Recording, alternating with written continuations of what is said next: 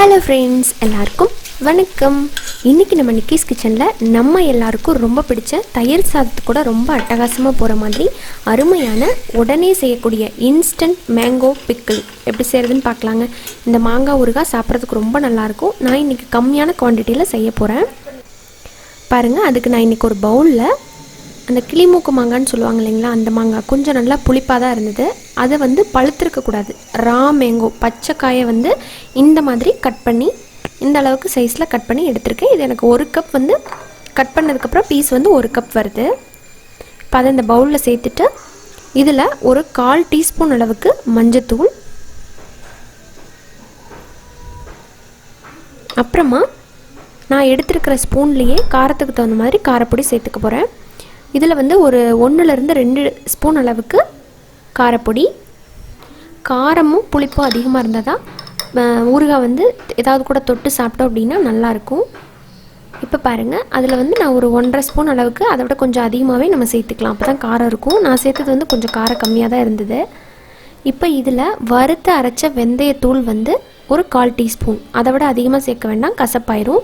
இப்போ இந்த பொடிகள்லாம் சேர்த்துட்டு இந்த மாங்காய் ஊறுகாய்க்கு தேவையான அளவுக்கு உப்பு கொஞ்சம் அதிகமாக தான் சேர்க்கணும், அப்போ தான் கெட்டு போகாதுன்னு சொல்லுவாங்க. நான் இன்றைக்கி கொஞ்சமான குவான்டிட்டியில் பண்ணுறதுனால இது எனக்கு அதிகபட்சம் ஒரு 1 வீக் தான் இருக்கும். அதனால் நான் எண்ணெயும் உப்பும் கொஞ்சம் கம்மியாகவே சேர்த்துருக்கேன். நீங்கள் அளவு அதிகமாக போட்டு ரொம்ப நாள் ஸ்டோர் பண்ண போகிறீங்க அப்படின்னா எண்ணெயும் உப்பும் இன்னும் கொஞ்சம் அதிகமாக சேர்க்கணும்.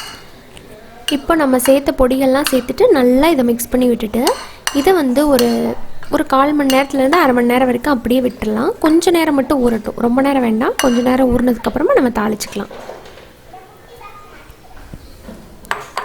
இப்போ தாளிக்கிறதுக்கு ஒரு பேனில் 3லேருந்து 4 டேபிள் ஸ்பூன் போல் நல்லெண்ணெய் தான் சேர்க்குறேன்.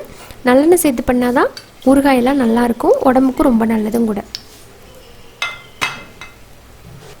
இதில் ஒரு டீஸ்பூன் கடுகு நல்லா பொரியணும். கடுகு ஓரளவுக்கு பொரிஞ்சிட்ருக்கையே இதில் ஒரு 1/4 டீஸ்பூன் பெருங்காயத்தூள் சேர்த்துக்கலாம். பெருங்காயத்தூளும் வெந்தயத்தூளும் ரொம்ப ரொம்ப முக்கியம் ஊறுகாய்க்கு. அப்புறமா இதில் கருவேப்பிலை போட்டு நல்லா பொரிய விட்டுடலாம். இது ஓரளவுக்கு பொரிஞ்சதுக்கப்புறமா நம்ம மிக்ஸ் பண்ணி வச்சுருக்கோம் இல்லைங்களா மேங்கோ, அந்த மாங்காவை உள்ளே சேர்த்துடலாம். மாங்காய் சீக்கிரமாக வெந்துடும் அப்படிங்கிறனால நல்லா ஒரு மீடியம் ஃப்ளேமில் வச்சு வேக வைக்கணும். நல்லா வதக்கிட்டே இருந்தோம் அப்படின்னா ஈஸியாக இந்த மசிஞ்சு வந்துடும். இப்போ நம்ம கொஞ்சம் நேரம் ஊற வச்சுருக்கோம் இல்லைங்களா, கரெக்டாக இருக்கும். இப்போ கரெக்டாக ஒரு 2-3 நிமிஷம் ஆயிருக்கு, ஓரளவுக்கு வெந்திருக்கு. அந்த மேல் பகுதி மாங்காவோட அந்த ஸ்கின் இருக்குது இல்லைங்களா, அது கலர் மாறணும். கொஞ்சம் எல்லோயிஷாக மாறிடுச்சு அப்படின்னா அது நல்லா வெந்துருச்சுன்னு அர்த்தம். ரொம்ப குழஞ்சும் போயிடக்கூடாது. அந்த மாதிரி அந்த பக்குவத்தில் எடுத்தால் தான் நல்லாயிருக்கும். இப்போ பாருங்கள், கரெக்டாக ஒரு 8 நிமிஷம் ஆயிருக்குங்க. மேலே அந்த ஸ்கின் உங்களுக்கு நல்ல டிஃப்ரென்ஸ் தெரிஞ்சிருக்கும். முதல்ல பச்சையாக இருந்தது, இப்போ லைட் எல்லோவாக மாறி இருக்கு பாருங்கள். இப்போ இந்த ஸ்டேஜில் உங்களுக்கு மாங்காய் ஊறுகாய் ரெடி ஆகிடுச்சு, வெந்துருச்சு மாங்காய். அதே நேரத்தில் குலையவும் இல்லை. இப்போ எடுத்து இந்த மாதிரி டைமில் எடுத்து நீங்கள் நல்ல ஒரு ஏர்டைட் பாக்ஸில் போட்டு வச்சுக்கலாம்.